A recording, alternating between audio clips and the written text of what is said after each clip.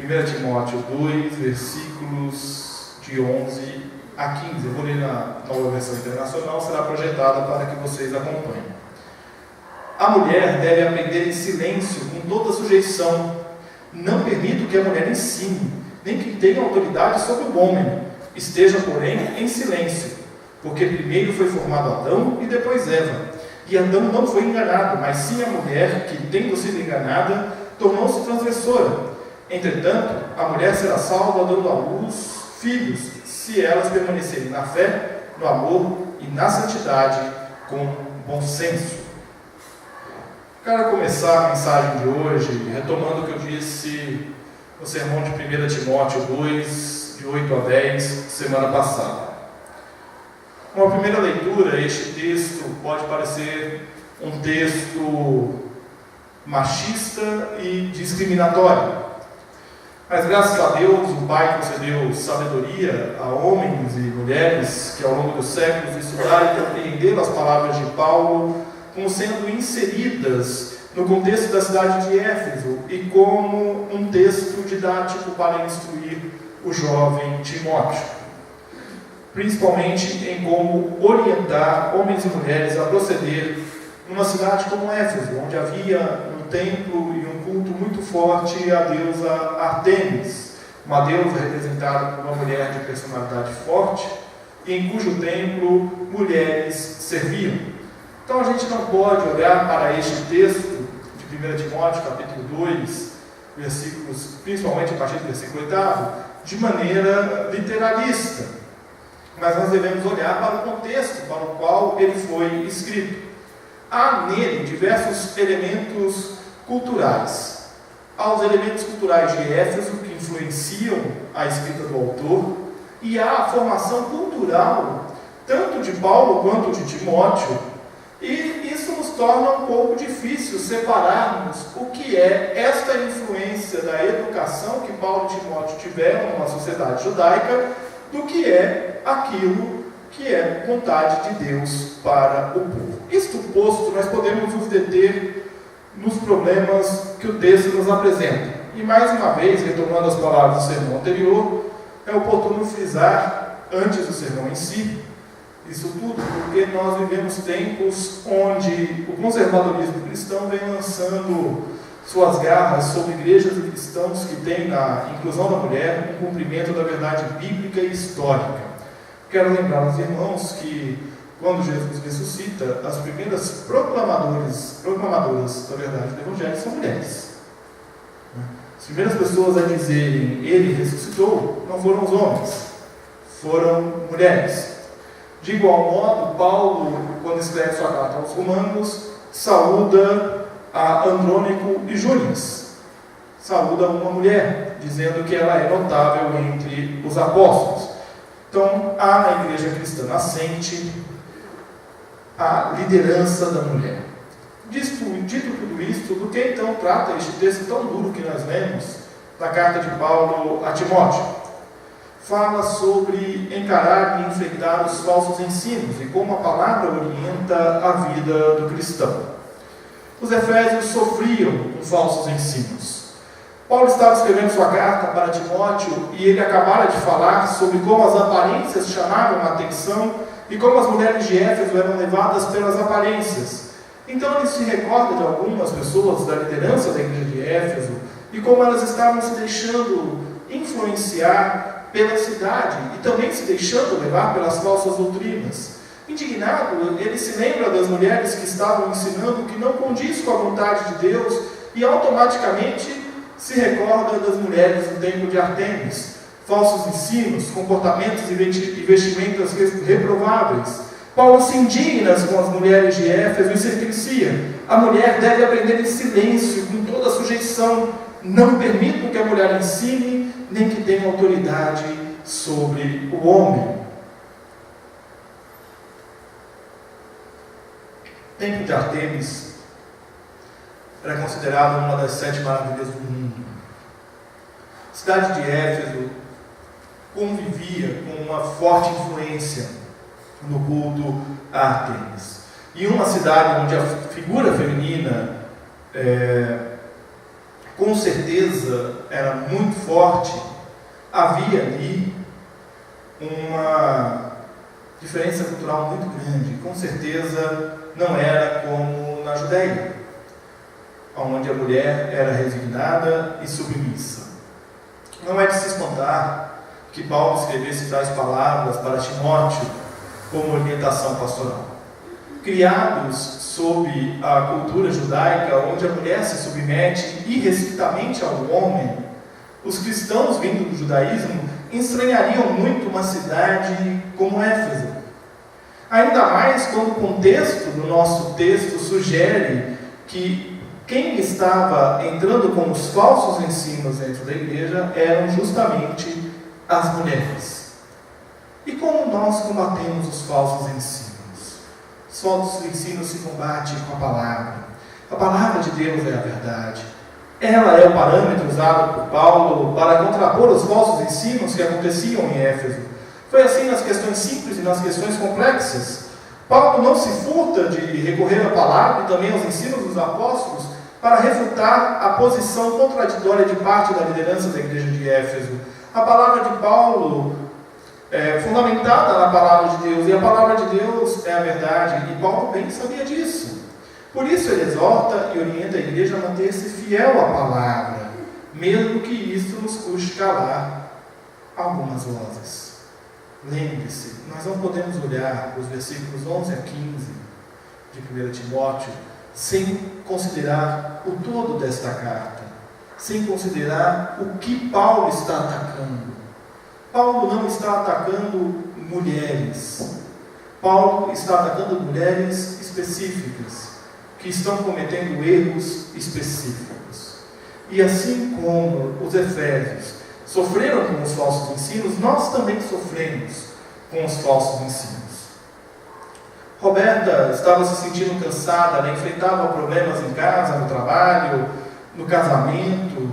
Seu filho já não a obedecia mais, andava um tanto quanto rebelde. E num certo final de semana ela estava exausta e, voltando de um passeio na rua à tarde, em volta da sua casa, ela resolve entrar numa pequena igreja que tem perto da casa dela. O templo bonito, modesto, acomodava cerca de umas 100 pessoas, mas tinha mais ou menos umas 50. Ela entra, se assenta no fundo do templo e participa do culto. Canta, ora, ouve a mensagem que fala da importância de permanecer fiel a Deus diante das dificuldades e como a graça de Deus alcança todos os homens. No final do culto, ela recebe um abraço caloroso e ao final é abordada pelo pastor, que oferece um cartão com os contatos para aconselhamento. Ela volta para casa e retira da gaveta do escritório uma Bíblia que estava um tanto quanto empoeirada, que tinha sido um presente que sua mãe havia lhe dado. No dia seguinte, ela chega ao trabalho confiante. Ela havia acordado 20 minutos mais cedo, tinha lido novamente o texto que o pastor havia pregado na noite anterior, e então ela parte para o trabalho e chega lá confiante para trabalhar. À sua frente, no trabalho, se assenta Laura, que está com um semblante abatido e meio confusa. As duas começam a conversar e Laura começa a dizer a Roberta que ela havia ido a uma igreja que a vizinha dela havia convidado. Ela falou que seria bom, porque o marido dela andava meio esquisito, então a vizinha falou: bem, seu marido está meio esquisito, vamos lá na igreja que nós vamos orar, isso vai resolver. Né? E ela ficou animada, porque lá na igreja tinha uma campanha para casais e tudo mais. Só que quando ela chegou lá, o apóstolo daquela igreja começava a falar em dar para receber, para vencer a barreira, você tem que abrir mão daquilo que você tem, e você tem que dar com fé o que você tem. E aí Laura sai dali daquele momento um tanto quanto confusa, sem entender nada do que acontecia. Roberta ouve tudo aquilo atentamente e conta para ela como havia sido a sua experiência no domingo anterior. E convida Laura para ir no domingo seguinte na igreja em que ela havia estado. Nós vivemos tempos em que a fidelidade aos princípios básicos da fé está cada vez mais difícil de se manter. Nós somos bombardeados com informações e doutrinas que não condizem com a Bíblia. E para piorar, está sendo formada já há algum tempo, pelas escolas e pelas famílias, gerações de pessoas que têm preguiça de ler e de estudar. Hoje, quem lê e quem estuda é exceção da regra, né? Via de regra, a imensa maioria das pessoas tem preguiça de buscar conhecimento. E aqueles que buscam conhecimento e que sabem manusear o conhecimento se destacam, né? Preferem muitas vezes o que é de consumo rápido ao que é dedicação e estudo. E isso se reflete na vida da igreja, com cristãos que se alimentam de cânticos e sermões nas rádios e na internet, mas que não abrem a Bíblia para ler. A palavra de Deus é a verdade. Nelas estão as orientações que necessitamos para a vida. Uma leitura atenta da palavra, guiada pelo Espírito Santo, esclarece e alimenta. Nós não podemos achar que a mensagem do pastor é o suficiente, que os hinos e cânticos são suficientes para nos guiar. Ajudam, alimentam, mas a direção vem de Deus. E a maneira como interpretamos a palavra diz muito sobre o nosso conhecimento sobre a Bíblia e a nossa vida com Deus. Conhecimento e fé são necessários para não sermos levados pelos falsos ensinos. É nossa responsabilidade nos fortalecermos na fé, no conhecimento da palavra, para que não venhamos sucumbir ao primeiro grande novo sucesso no meio religioso. Aceitar que tudo que se diz, tudo que se canta é fiel a Deus, é deixar de lado a própria fidelidade a Deus. É deixar de lado a fidelidade à sua palavra, é se deixar levar por falsos ensinos. Hoje, infelizmente, muitas pessoas estão muito mais interessadas em ganhar dinheiro do que anunciar o Evangelho. Aliás, isso já não é de hoje, né? Isso há muito tempo. Lá no tempo dos apóstolos era assim. Hoje apenas continua, e talvez a mídia e o mercado tenham potencializado isso. Nós não podemos ser inocentes a ponto de ignorarmos as verdades bíblicas fundamentais e que estão sendo destruídas por pessoas que estão mais interessadas nos próprios interesses do que na proclamação do Evangelho. Falsos mestres estão ensinando mentiras e os discípulos de Jesus não estão proclamando as verdades eternas do Evangelho. Isto preocupa. A palavra de Deus é a verdade e nós fomos chamados para testemunhar esta verdade, para proclamar esta palavra que nos orienta e orienta todos os dias.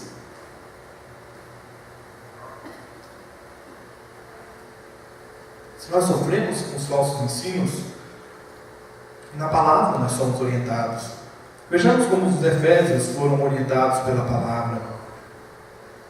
Ao recordar como as mulheres eram levadas pelos falsos ensinos em Éfeso, Paulo se lembra como a Torá apresenta a formação do homem e sua queda. Passa a comparar com uma mulher que desvirtua o ensino da sã doutrina, se parece com ela, que foi formada depois de Adão e que levou Adão à queda. Tal qual as mulheres que em Éfeso ensinavam falsas doutrinas, estavam levando outras pessoas para a queda. Percebe que há aí uma ligação e sentencia, porque primeiro foi formado Adão e depois Eva. E Adão não foi enganado, mas sim a mulher que, tendo sido enganada, tornou-se transgressora. Paulo recorre ao relato de Gênesis para mostrar como a mulher deveria ser submissa. Não poderia ser diferente. John Kelly, ao comentar este texto, ele esclarece o seguinte: a questão era ardente, porque ao passo que na sinagoga judaica o silêncio era esperado das mulheres, temos evidências de que um novo espírito de emancipação estava se espalhando nas congregações cristãs. A pergunta que nós fazemos é: tal espírito seria bom para o Evangelho? O tempo nos tratou de responder esta pergunta. As comunidades cristãs, ao longo dos séculos, preferiram manter a mulher num lugar resignado do que dar-lhe seu devido lugar dentro da estrutura da igreja. Passou a oprimir e muitas vezes a perseguir a mulher ao longo da história, mesmo tendo no testemunho dos apóstolos e do próprio Cristo o papel fundamental e preponderante da mulher no corpo de Cristo, inclusive como proclamadora do Evangelho. Em Éfeso, portanto, Timóteo recebe a instrução de que as mulheres deveriam permanecer em silêncio para que a palavra de Deus viesse a florescer. A palavra de Deus é a verdade, e somente a verdade é capaz de trazer luz para dissipar as trevas do falso ensino. É Deus que capacita Timóteo de dar a direção certa a seguir para combater as mulheres que vinham ensinando dentro da igreja um ensino diferente do Evangelho. Deus orienta Timóteo em como tratar as mulheres de Éfeso para que elas entendam o que é necessário para servir a Deus de maneira correta. Deus é quem dá a direção necessária para que o povo de Éfeso, por meio da palavra pastoral de Timóteo, compreenda o que é ser igreja de Cristo. A igreja é de Cristo. E Paulo sabia disso, e Timóteo também. Por isso permanecem fiéis ao princípio do Evangelho e do ensino que receberam. Para eles, seria difícil aceitar o ensino vindo de uma mulher, mas não nos esqueçamos das mulheres que Jesus resgata e restaura a vida, e das mulheres a quem Jesus confia a primeira proclamação do Evangelho. Ele ressuscitou. É Cristo quem chama e capacita e envia homens e mulheres a proclamar o Evangelho em toda e qualquer situação. Não foi diferente em Éfeso. No entanto, aquela comunidade enfrentou dificuldades com mulheres e homens que ensinaram outra coisa que não o Evangelho. O texto e o contexto nos levam a entender que as mulheres se afastaram da palavra da verdade. Cristo nos conduz à verdade. E a palavra de Deus é a verdade. E tal qual orientou os Efésios, a palavra está disponível e acessível para nós, para nos orientar hoje. No interior do Tocantins está concentrada a maioria dos índios da etnia Apinaiê. Em 2000, 16 anos atrás, foi publicado o Novo Testamento na língua deles. Eu não sei se vocês sabem como é feito o processo de tradução das Escrituras para as línguas indígenas. O Brasil, não sei se você sabe, também não se fala só português aqui, né? Há cerca aí de mais ou menos uns 12 idiomas e dialetos no Brasil. A língua oficial é o português, no entanto, os índios falam outros idiomas. E eu não sei se você sabe como é feita a tradução disso, porque eles não têm alfabeto. Eles não têm alfabeto, eles não têm os fonemas estabelecidos, eles não têm estrutura gramatical estabelecida, e todo esse trabalho precisa ser feito. Então, o missionário que vai para o campo, ele não é apenas um missionário formado numa instituição missionária, ele tem que ser um linguista também. Então, nós estamos falando aí de, no mínimo, 3 a 4 anos de formação para missionário e mais 3 a 4 anos para formação de linguista. 8 anos de capacitação. E quando a gente fala em estruturar toda uma língua, nós estamos falando de décadas de trabalho. Décadas de trabalho. E é do povo Apinaiê que vem o relato da oração de um ancião antes de um estudo bíblico, que foi traduzida assim, literalmente, por isso vai soar um pouco estranho para a gente, pela Sociedade Bíblica do Brasil. Assim orou aquele ancião: ó Deus, estamos aqui para ler a sua fala no papel. É bom ter a sua fala no papel. É bom ter as suas palavras na nossa língua. Já fizemos muitas coisas erradas, mas seu Filho Jesus veio morrer por nossa maldade. É bom que o Senhor mandou Jesus para nós. Agora podemos ler a sua fala no papel. Ajude-nos a receber a sua fala. Queremos seguir o Senhor. É só isso. A palavra de Deus é a verdade, e é a verdade que liberta. Ela fala ao coração de homens e mulheres em todas as épocas e a todo instante, independente de raça, gênero, etnia, idade. Na palavra de Deus nós encontramos orientação para as nossas vidas e nela reside a base da nossa fé. Sem a palavra nós estamos perdidos. Com a palavra nós estamos diante da vontade de Deus. Mas a palavra é só palavra.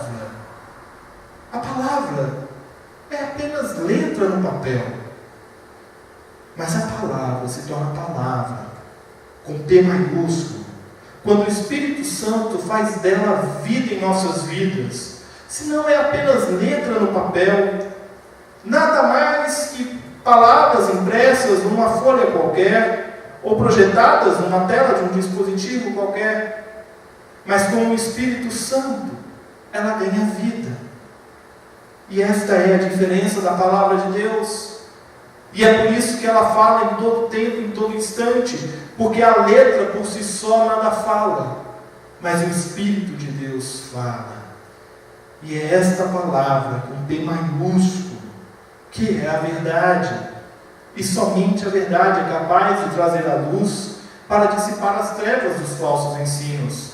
É Deus quem nos capacita com entendimento para lermos esta palavra. É Deus que nos dá o Espírito Santo para que as palavras da Bíblia sejam mais que meras palavras, sejam vivas em nossas vidas. Deus nos dá a direção ao revelar a sua vontade por meio de sua palavra.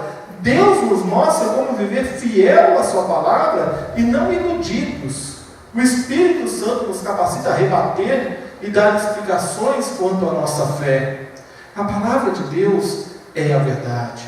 E a nossa missão é proclamar o Evangelho. Quantas vezes nós tivemos a oportunidade de falar do Evangelho e nos calamos? Quantas Bíblias você tem em casa? Eu nunca entro nessa competição. Quer dizer, né?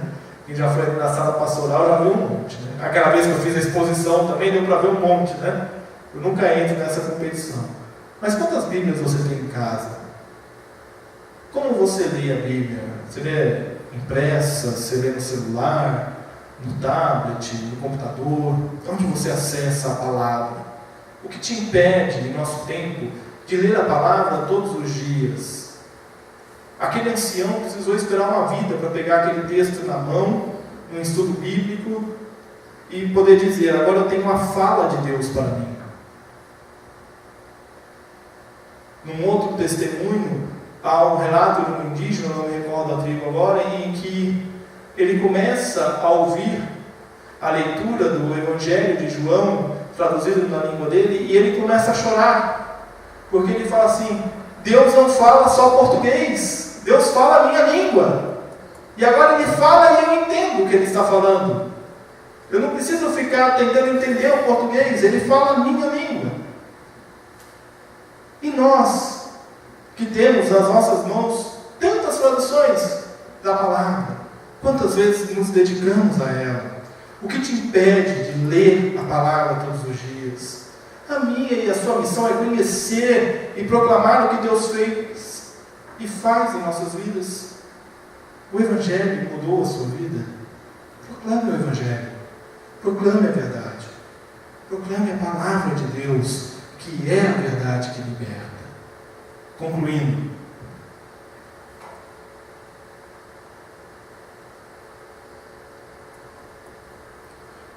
Paulo manifesta a Timóteo, capítulo 2, a sua preocupação com os falsos ensinos. Ao fazê-lo, ele faz duras recomendações quanto à forma como as mulheres devem se comportar. As palavras de Paulo a Timóteo precisam ser conhecidas e entendidas dentro do contexto. Foram escritas com um propósito em face a problemas circunstanciais daquela época. A dureza das palavras se justifica pelo contexto social e religioso da época, e não se pode fazer doutrina de algo que é culturalmente estabelecido. Doutrina se faz sobre verdades eternas do Evangelho. E a palavra de Deus é a verdade. E o Espírito Santo dá vida a essa verdade em nossas vidas. Hoje nós temos a alegria de pertencer a uma igreja que possui na liderança feminina a marca do Evangelho. Mês passado completou-se 16 anos de ordenação feminina ao pastorado na nossa igreja.